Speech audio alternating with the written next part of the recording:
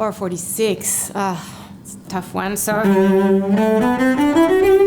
the left hand should move ahead of the right hand. So when you practice it slow,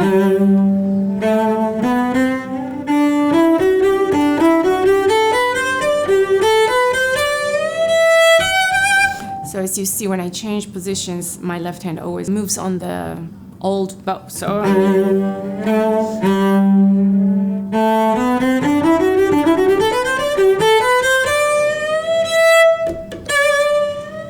I move on the same bow, the down bow that the D was just played. And when I reach the E, I move up bow. So it is so hot here in New York, so if I'm sweating, it's also because Haydn is hard, but it's summer here. After the second ritornello, bar 59, we have development and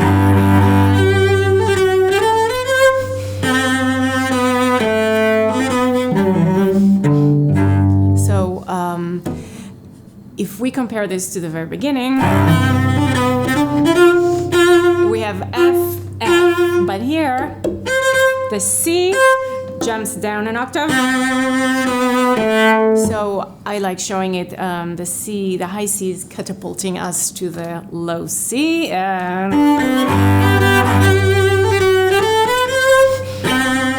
was a bit exaggerated, but the idea is to play with joy, bravura there.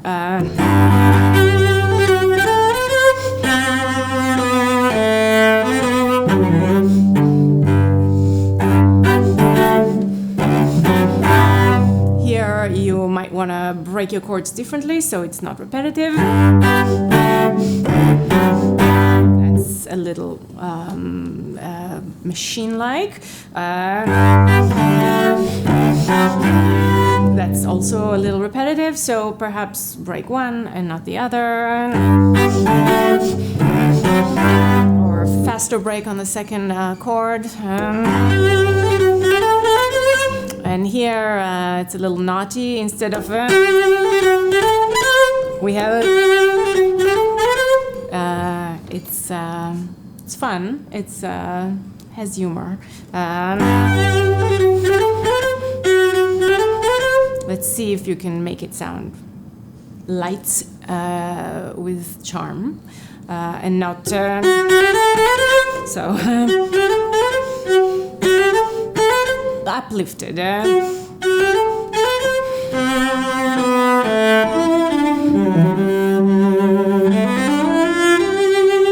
here we have a beautiful transition. We are in C major.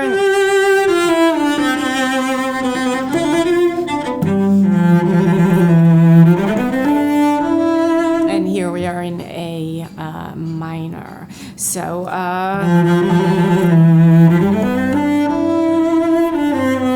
and for me, I love that scale going up to the to bar 66. And bar 68 sounds very much like Vivaldi's Storm movement, second violin concerto in the Seasons. I have the finale of that concerto.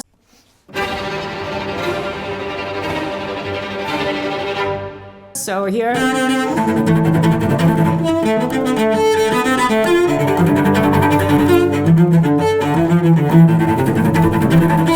so very stormy. In the middle of bar 71, you might want to map out your dynamics. I like more going into middle of bar 72. And away from bar 73, so that the middle of bar 73 is less.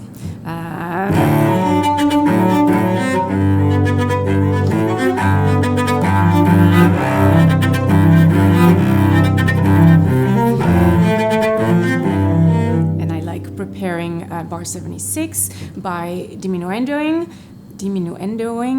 what a mouthful, and bar 76 should start less, so that we have a place to grow from.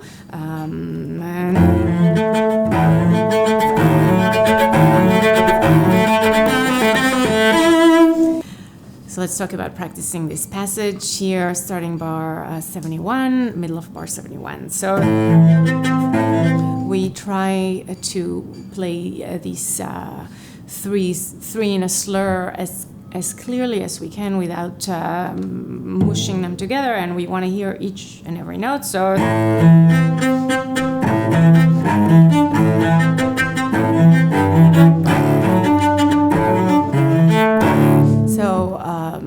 I practice these bringing out the top first.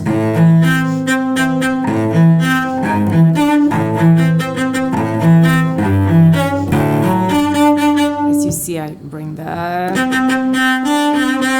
and then I bring only the bottom.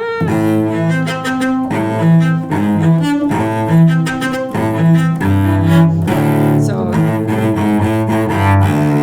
and finally, I bring only the middle voice.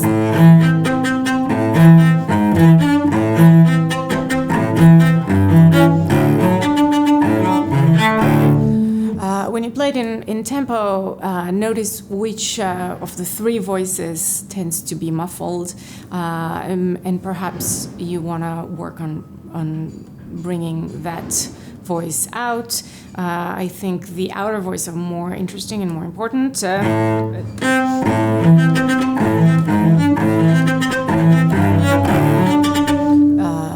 And also, I think the top voice needs a little more help than the bottom. Just naturally doesn't come out as well.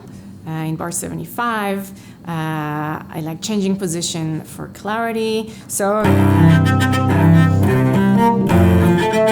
I play my C and G with the first finger.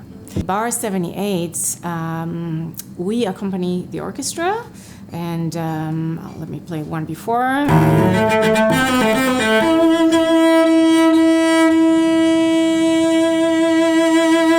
So we are holding that long note. You will see that in the second movement and the third movement, holding a long note is a very important theme to those two movements. So this is something that's coming back throughout the concerto. You can start no vib and add some vib as you go along.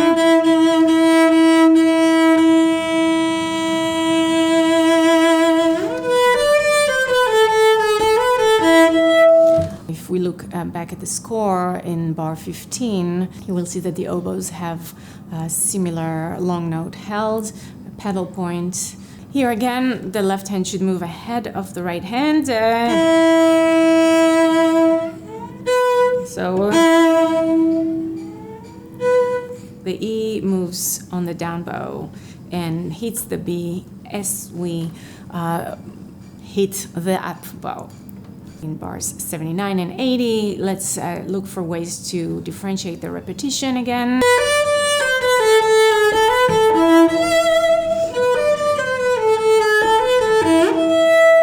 Something like that. I think it's important not to get to that E in the same way both times.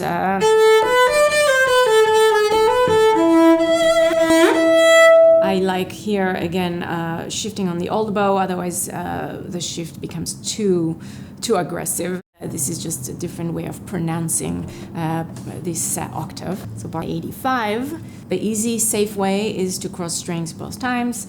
The more interesting, artistic way would be to shift on one of those times, to stay on the A string. So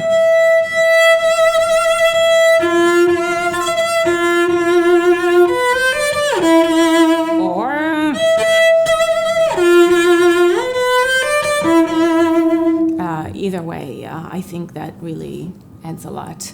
And you consider changing your fingerings there. And here, again, we have that charming, naughty little ditty in bar 100 of, this is, of course, the recapitulation.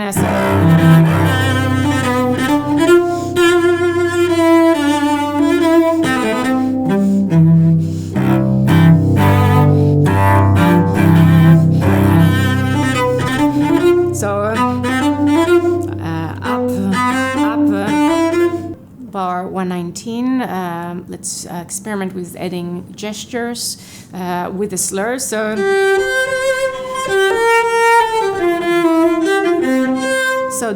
not to sustain the 4/16 notes all the way. I am against that, so sit a little bit of the first B flat.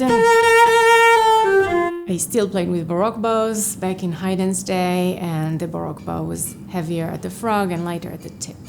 Naturally, it will be diminuendo on the down bow and crescendo on the up bow.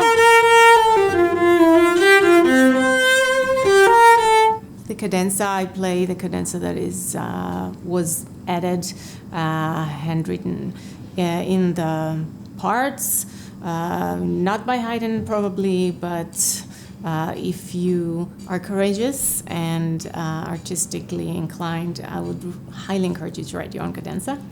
And that's it for today. Thank you for watching.